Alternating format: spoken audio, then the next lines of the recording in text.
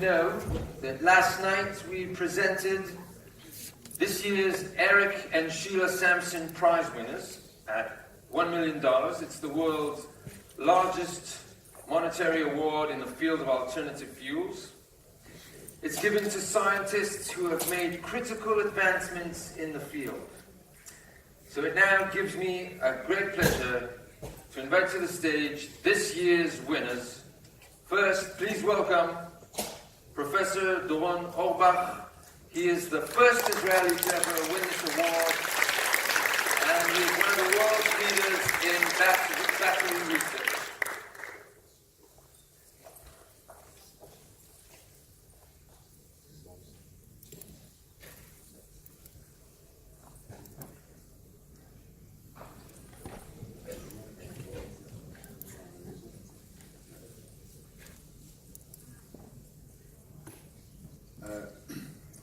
Good afternoon, ladies and gentlemen. I really appreciate this opportunity. In fact, I should thank, first of all, to the government of Israel for promoting science in Israel. We have excellent people in the Ministry of Prime Minister Office, in the Prime Ministry, in the Ministry of Prime Minister, in the Ministry of Energy, in the Ministry of Science, and definitely the atmosphere is running forward with the best technology that Israeli science can offer. I'm not alone here. There is a very prolific and diligent community in Israel working on electromobility, on energy, electrochemistry. And one of the goals of my lecture now is to demonstrate that we work coherently in Israel toward the goal. And here comes my title. Electromobility is not a dream anymore. We reach the highways with promising technologies, and we talk a lot about a lot of sophistications, but the key issue is energy. We need energy for that. We need to energize mobile systems. So first of all, let's remember that electric car is not a new concept. You can see here, in fact, the first cars were electric about 120 years ago, and now we're coming with, I would say, much better models. I should mention the collaboration, very important collaboration with leaders, world leaders like BASF, the chemistry leader, General Motors, car maker leader, and also academic collaboration. I want to especially mention a very nice collaboration with Professor Yakub San in Hanyang University, South Korea. So I talk about a global effort working together. The needs are clear. Some trivial pictures that emphasize the needs.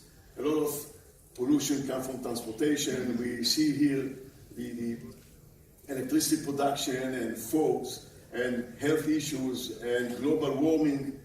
And with this, we have to work together. And here I want to emphasize the Israeli consortium. I lead the INREP, Israel National Research Center for Electrochemical Propulsion. This is an initiative that came from Prime Minister Office. I thank Anat and other people in the government enabled this I would say venture and collaboration. So we are gathered as we are 23 research groups from 6 Israeli universities working coherently to fulfill the policy of the government of Israel. So, in fact, Israel set a policy that Israeli science technology should help to release the world from dependency in petroleum, and we here in Israel suffered a lot from it, politically and geopolitically. I don't have to tell you, but it's well known. We had long history with suffering from this issue of dependency in petroleum. And INREP, the organization that I lead, together with my friend, many of them are here in the audience, we promote work on development of power sources for electromobility. Here's some topics. We work on all kinds of batteries. We give chance the best systems. We come with decisions about, I would say, exotic systems like metal air batteries. We work on supercapacitors. Very important, we work on hydrogen, oxygen, fuel cells. And yesterday, this morning, and tomorrow, we have a wonderful conference on fuel cells. And here also we are well networked with many good colleagues around the world. And here there is a very nice delegation of top experts in fuel cells. And we work together in order to promote this important direction. So, electromobility. We compete with alternative fuels. And I think that the left path is more important. In fact, when you convert electricity to transportation, even if we start with coal in power stations, yet the efficiency, the overall efficiency is much higher in converting heat or energy, chemical energy to driving energy in the car, compared to what we have in combustion, internal combustion engine. These are real numbers here. And of course, if we add later, or we are adding sustainable energies to the grid, like solar and wind, then of course, electromobility and propulsion by electricity is much better than propulsion by internal combustion engines. So when we talk about electric vehicle, we're talking about a complex situation, and in fact, cars are very conservative. We cannot change the cars. This means that the cars, electric cars, should have all the accessories, all the comfortability that drivers used to have in normal cars. This means that in a car, we have a very limited space that in which we can put energy. So it is measured by weight and volume. The volume, I think, is even more important. So there's something up to 250 liters to put batteries that will power the car and will enable long-term driving. So when we talk about batteries for cars, electric cars, we're talking about very complicated devices. The final product is quite a heavy box with a lot of systems, cooling, engineering, battery management system, all electronics there. But the key issue is the chemistry, electrochemistry. And here we have the main problem, because whenever we have chemistry, we have uncertainty built in. So you can be, if you're a mechanical engineer, electrical engineer, computer engineer, the sky is the limit. You are smart, you get it. In chemistry, you'll be very genius, but it's not enough. You need also luck. So we are enabling and the question now is which chemistry we can put in these cells, and it's important to build everything from small cells in order to control heat dissipation, in order to control electronically batteries, and to avoid a failure. So this structure is very important. And now let's see what we can do with the chemistry. And this is my important message here, that yes, we can. So if we look at batteries, and now I'm talking about batteries, as you see my conclusion, fuel cells is another important direction, but in this talk I emphasize batteries as an option, one of the options. So at the moment, the technology that we have and will have is lithium-ion battery technology, and the idea of the technology is demonstrated here. This is a scheme of lithium-ion batteries. In general, we have layered compounds, and we have lithium ions coming in and out. So we have usually graphite as a negative electrode, and some lithium transition metal oxide is positive electrode. They are layered compounds. The small lithium ions are intercalated within the layers, and we have transport in and out, charge, discharge. This can be very reversible. What really limits the energy density of lithium-ion batteries? This is the cathode, the positive side. The positive side make negative issues. In fact, it's the negative side of the battery, what we call the positive electrode. Anyway, so we have several structures. What I show here, this is what we call voltage profile.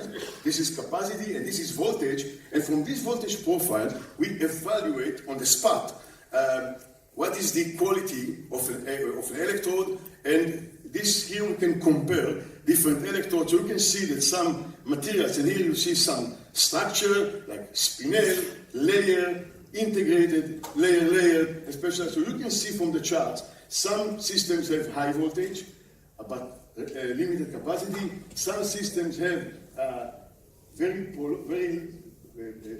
large capacity, but sloping voltage.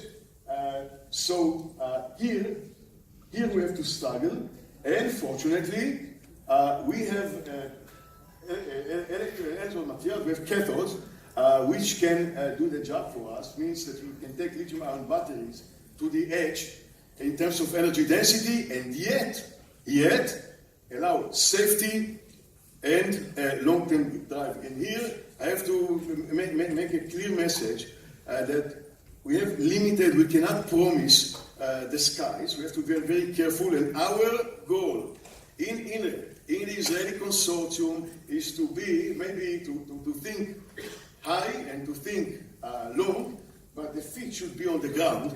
And the idea is to give only real solutions without illusions and unfulfilled promises. So we have what we call the nickel-rich material. So if we look at the formula here, as we were talking about compounds which contain 5 elements: lithium, nickel, cobalt, manganese, oxygen. And as we increase the amount of nickel, we increase the specific capacity without going to too high voltages, which endanger the stability of our systems. But as we increase them, so this demonstrates the situation. We increase the amount of nickel, we are coming higher and higher in energy, but the road become problematic because we add capacity fading mechanisms, and here you have some illustrations. As we have more nickel, we have cracks during cycles, the particles are less stable. Even we talk about thermal analysis, here you can see results of thermal analysis measurements where a system with high concentration of nickel may go to explosion. But we can win. We can come up with systems where we have very high concentration of nickel, very high energy density, and yet we can mitigate the capacity fading mechanism. And in the next 2 slides, I want to show you 2 examples which are very important. This, forgive me of the very busy slide, but it has very clear message. Look at the number. Look at the here at the number of cycles. See thousand cycles. Here we're talking about lithium, nickel, oxygen. This contains 100% nickel. So here we extract the highest level of specific capacity. We can start with something like 240 milliampere per gram. This is beautiful, wonderful. This can bring us to increase the energy density of batteries by a factor of 50% at least. And so initially we have this capacity fading. Look at this chart, how the capacity fades upon cycling, but with some doping, with some controlling the structure by doping, by adding small amount of elements, in this case tungsten, for instance, tungsten, we can demonstrate very nice stabilization. Look at this, compare this and this, compare here, look here. This is the benchmarking, this is what Tesla is using. This is the cathode material used by Tesla. Look what happens to this material during prolonged cycling, and look the level of stabilization and the higher specific capacity we obtain with our systems. And all the measurements, here you can see some morphological results of morphological studies, all are coherent. Everything shows that we can really stabilize the situation by understanding the structure and affecting the structure by a small amount of dopants. There is another mean. This is the next slide. Here we demonstrate, so again, these are the busy slides, but the message, I believe, can made relatively clear. So, follow me. This is the case, this is the same LNO, 100% nickel, very high specific capacity, but very prolonged capacity fading, and look at the cracking. This is our microscopic imaging showing how by stressing the material to high capacity and maximal voltage, we crack the material and we understand the capacity varying mechanism. We have stresses and we have propagation of stresses inside and exfoliation, and this cartoon shows what's happened to the material in normal conditions. But if we come up with the right coating, with the right chemistry, and here we affect the chemistry through the electrolyte solutions, we come up with coating, and this coating allows very stable cycling. These are very severe conditions, and in fact, which we terminate this way, we can run much further. So this is usual situation. This is what we can achieve, and I believe that we are in a good shape in taking lithium-ion battery technology much further toward higher energy content in our car batteries. But this is not the end. This is not the end, because my dream goes further. And we have the next challenge that we have to think about, and hopefully after we reach main goals of our consortium that was initiated to promote electrochemical propulsion, we'll go to the next challenge, which is large energy storage. So the world,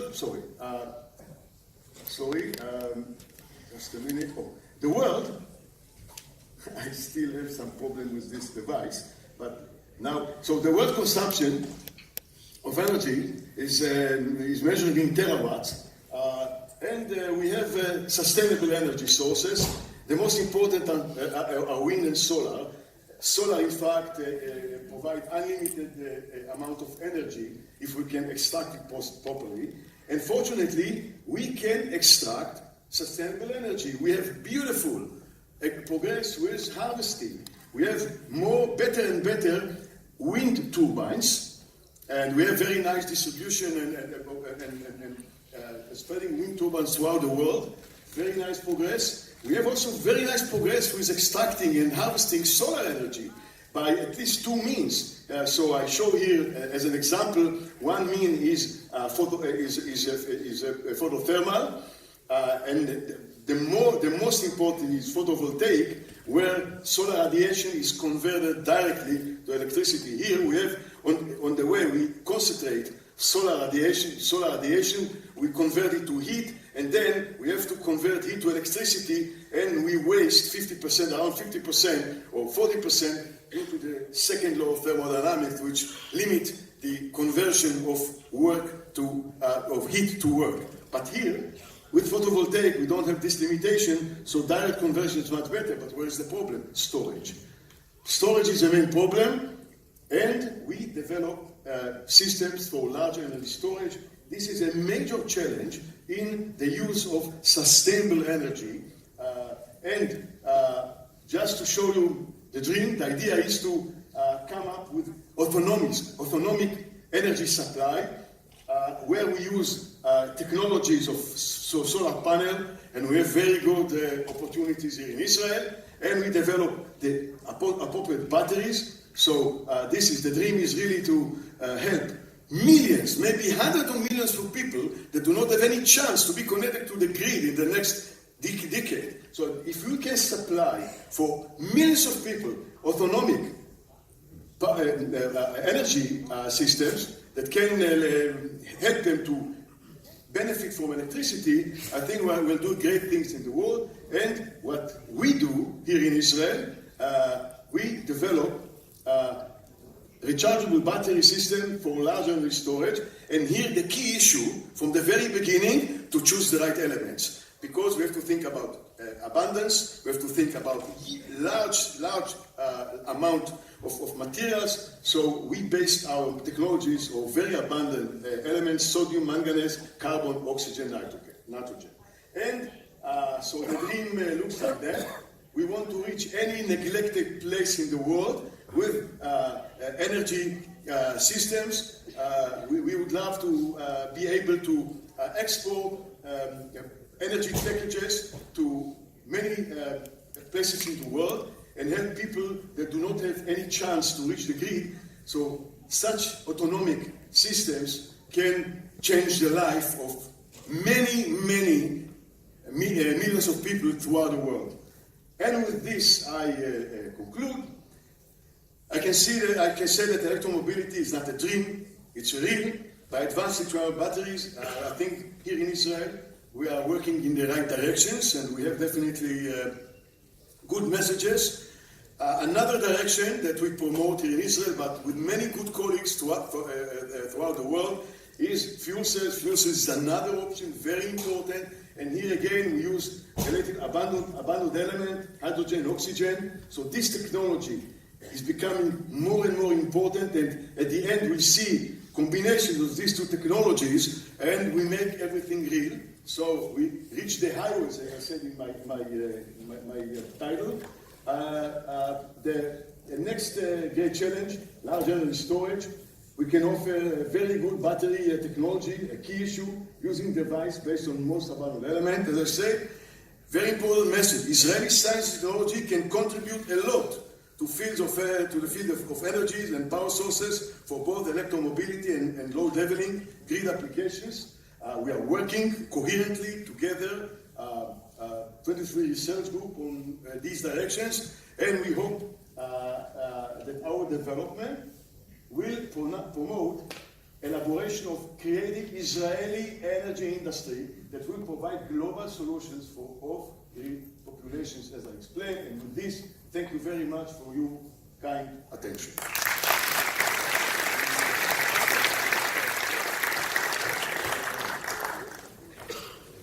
Professor.